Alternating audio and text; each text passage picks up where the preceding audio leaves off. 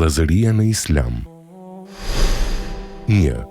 Sjellja e mirë me vëllezërit dhe moshatarët, nga se vëllazëria është gjëja më e çmueshme për njeriu. 2.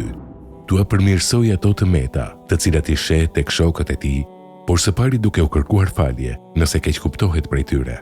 Të distancohet nga të metat dhe mangësitë, të cilat I kanë prej natyrës së tyre, dhe të mos I bezdis duke u apërmendur ato. 3. Tua fal mangësitë vëllezërve dhe të mos I qortoj ata. 4. Të mos kundërshtohet me vëllezërit e tij dhe të pajtohet me ta aty ku lejon sheriati. 5. Të mos ketë xhelozin ndaj tyre për begatit, të cilat Allahu u adhuroi atyre, siç është për shembull pasuria apo dituria. Xhelozia është njëra prej shtyllave të kufrit, ndërsa pasojat e saj janë shkatruese. Për muslimanin, është më mirë që gjithmonë të jetë I gëzuar për të mirat që I kanë vëllezërit e tij. 6. Të mos I bëj rezistencë vëllait të tij në ato çështje, prej të cilave pasojnë vetëm dëme të mëdha. 7. Të jetë gjithmonë I turpërueshëm para tyre. 8. Të jetë për herë I drejtë me ta dhe I çiltër, I pastër në dashurinë e tij ndaj tyre. 9. Të jetë fytyrçelur dhe jo I mërzitur kur t'i takoj ata. Të jetë me gojë të ëmbël, me gjoks të gjerë, me dorë të shtrirë dhe pranuesi fjalëve të rënda nëse ja thon ata. 10.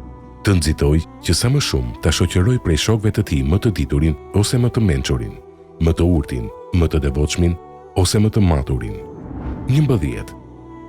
Tu jap këshilla kur ka nevojë dhe t'i pranoj këshillat e tyre kur ata e këshillojnë. 12. Njëherë të mos pajtohet me ta e pastaj t'i kundërshtoj, sepse ky gjest dashurinë shndërron në urrëtie. 13. Të mos e ofendoj asnjërin prej tyre dhe të mos e injoroj edhe nëse është ignorant. 14. Të shtoj dashurinë me ta duke u dhënë selam, duke I mirëpritur në shtëpinë e tij dhe duke I thirrur me ato cilësi që janë më të dashura për ta. 15. Ti përcjell fjalët e tyre ose ti nënkuptoj në formën më të bukur dhe qëllimin më të mirë. 16.